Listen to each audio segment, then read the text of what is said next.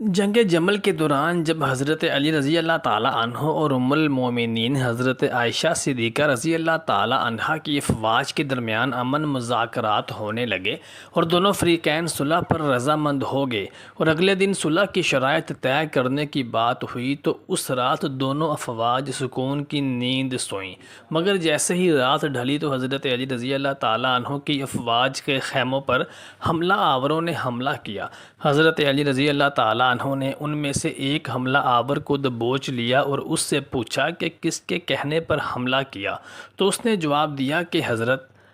بسم اللہ الرحمن الرحیم۔ محترم ساتھیو، السلام علیکم ورحمۃ اللہ۔ دوستو، اسلامی تاریخ کے حقائق بہت تلخ ہیں جن کو تسلیم کرنا بھی عام مسلمان کی عقل و فہم سے باہر ہے، لیکن کیونکہ یہ حقائق مستند اور صحیح روایات پر مبنی ہیں اس لیے ان کو تسلیم کرنا بھی ضروری ہے، لیکن اس کے ساتھ ساتھ اس بات کی کھوج بھی کرنا ضروری ہے کہ آخر امت مسلمہ میں یہ فتنے اور فساد کس طرح سے اتنے طاقتور ہو گئے کہ مسلمان جو کچھ سال پہلے تک پوری دنیا پر اپنا پرچم لہرا چکے تھے، وہ آپس میں ہی رنجشوں اور عداوتوں کا شکار ہو کر ایک دوسرے کے ہی خون کے پیاسے کیوں کر ہو گئے۔ اسی سلسلے کی ایک کڑی جنگ جمل بھی ہے جو کہ حضرت علی رضی اللہ تعالیٰ عنہ اور ام المومنین حضرت عائشہ صدیقہ رضی اللہ تعالیٰ عنہا کے حامیوں کے درمیان لڑی گئی، اور اس جنگ میں کثیر تعداد میں مسلمان ایک دوسرے کی ہی تلواروں کا نشانہ بن کر شہید ہو گئے۔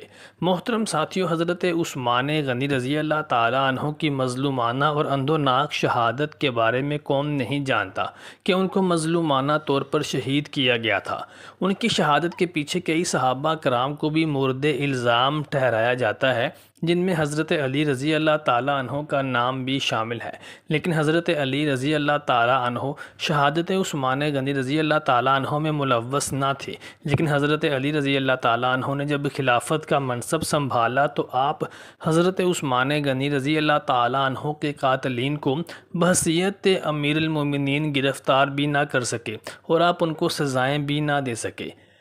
یہی وجہ تھی کہ عام مسلمانوں اور بہت سے صحابہ کرام اجمعین اور گورنر شام معاویہ ابن ابی سفیان کو بھی آپ کے خلاف ہرزہ سرائی کرنے کا موقع ملا، اور یوں حضرت علی رضی اللہ تعالیٰ عنہ کے مخالفین میں وہ لوگ بھی شامل ہوئے جو امت مسلمہ کے اتحاد کو نہ دیکھ سکتے تھے۔ ان کو امت مسلمہ کی ترقی اور اتحاد ایک آنکھ نہ بھاتا تھا۔ یہ منافقین کا ایک ٹولہ تھا جو یہ عزم لیے مدینہ آیا تھا کہ وہ مسلمانوں کے اتحاد و یگانگت کے شیرازے کو بکھیر کر رکھ دیں گے، اور وہ کامیاب بھی ہو گئے تھے۔ جب حضرت علی رضی اللہ تعالیٰ عنہ قاتلین عثمان غنی رضی اللہ تعالیٰ عنہ کو گرفتار نہ کر سکے تو بہت سے صحابہ کرام جن میں حضرت طلحہ اور حضرت زبیر بن عوام رضی اللہ عنہ اجمعین بھی شامل تھے، انہوں نے حضرت عائشہ صدیقہ رضی اللہ تعالیٰ عنہ کے پاس جا کر عرض کی کہ حضرت علی رضی اللہ تعالیٰ عنہ بحیثیت خلیفہ اسلام قاتلین عثمان غنی رضی اللہ تعالیٰ عنہ کو گرفتار کرنے سے قاصر اور ناکام ہے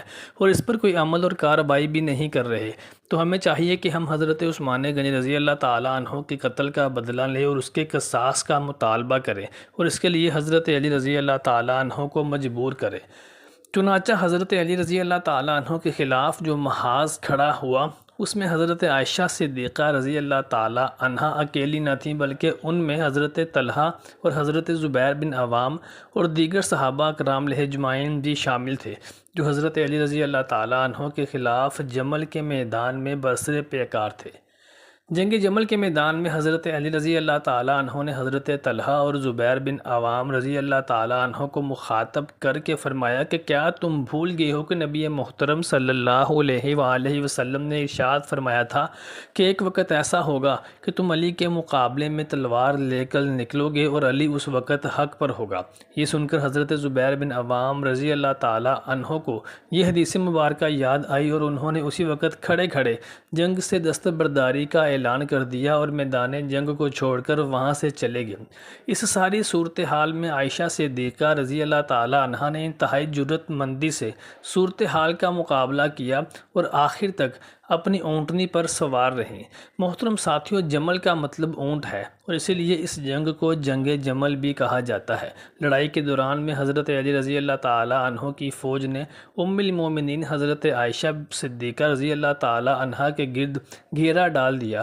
اور عملاً وہ مخالف فوج کی حراست میں آ گئیں۔ ان کے آدمی موقع سے فرار ہو گئے۔ حضرت علی رضی اللہ تعالیٰ عنہ نے ان پر غلبہ پانے کے بعد اونٹنی کی کونچیں کاٹ دیں، وہ بلبلا کر بیٹھ گئی۔ اس کے بعد جب صورتحال واضح ہوئی تو بہت دیر ہو گئی تھی۔ اس موقع پر حضرت عائشہ صدیقہ رضی اللہ تعالیٰ عنہ نے حضرت علی رضی اللہ تعالیٰ عنہ کو ان کے حریف معاویہ ابن ابی سفیان کے خلاف مدد کی پیشکش بھی کی تھی، تاہم حضرت علی رضی اللہ تعالیٰ عنہ نے انتہائی احترام سے ان کی اس پیشکش کو شکریہ کے ساتھ واپس کر دیا اور ان پر زور دیا کہ وہ واپس مدینہ منورہ تشریف لے جائیں اور ان کی شایان شان واپسی کے انتظامات بھی کر دیے تھے۔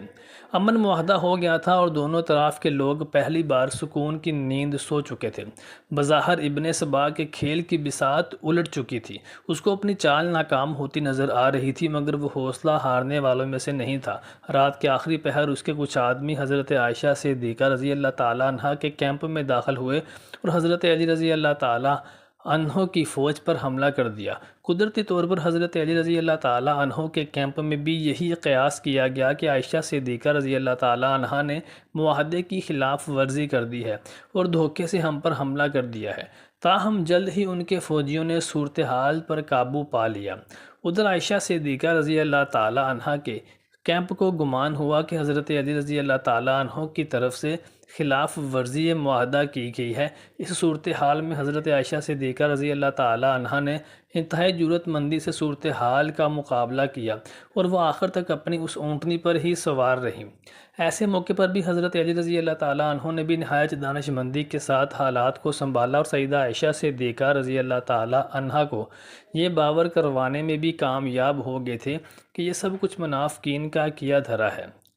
چنانچہ حضرت علی رضی اللہ تعالیٰ عنہ سیدہ عائشہ صدیقہ بنت ابی بکر صدیق رضی اللہ تعالیٰ عنہ کو نہایت عزت و احترام کے ساتھ ان کے شایان شان سواری کا انتظام کر کے آپ نے ان کو مدینہ منورہ واپس بھیج دیا اور یوں جنگ جمل حضرت علی کرم اللہ وجہ الکریم رضی اللہ تعالیٰ عنہ کی فتح کی صورت میں اختتام پذیر ہوئی۔ اللہ تعالیٰ سے دعا ہے کہ وہ ہمیں سچا اور پکا محب اہل بیت بنائے اور نبی صلی اللہ علیہ وآلہ وسلم کا اور تمام صحابہ کرام علیہ اجمعین کا احترام کرنا نصیب فرمائے۔ کمنٹ سیکشن میں آمین لکھیے گا۔